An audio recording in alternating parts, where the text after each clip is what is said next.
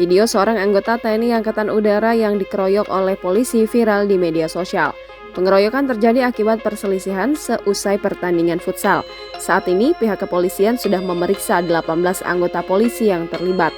Kapolda Papua Irjen Matius D. Fakiri memastikan bahwa semua pihak yang terlibat akan diproses hukum. Matius sangat menyesalkan tindakan yang kembali mencoreng institusi Polri. Di Reskrimum Polda Papua, Kombes Faizal Ramadhani menuturkan pihaknya telah memeriksa 18 oknum polisi yang terlibat. Dikutip dari Kompas.com, mereka adalah anggota Polres Boven Diguel, Papua.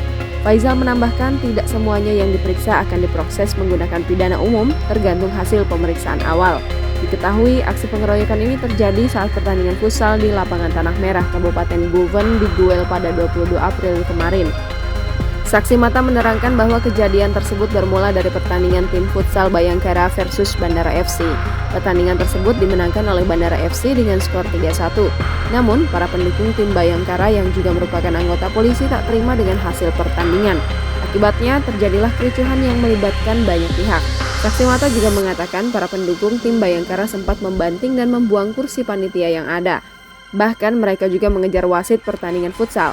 Disebutkan bahwa di lokasi juga ada anggota Paskas yang ingin menenangkan situasi. Namun karena kondisi sudah tidak terkendali, sang anggota Paskas ikut dikeroyok hingga babak belur. Meski begitu, pihak kepolisian hingga saat ini belum memberikan klarifikasi soal keterangan tersebut. Pihaknya masih mendalami motif sebenarnya pengeroyokan dari hasil pemeriksaan. Jangan lupa subscribe, share, komen, dan like ya!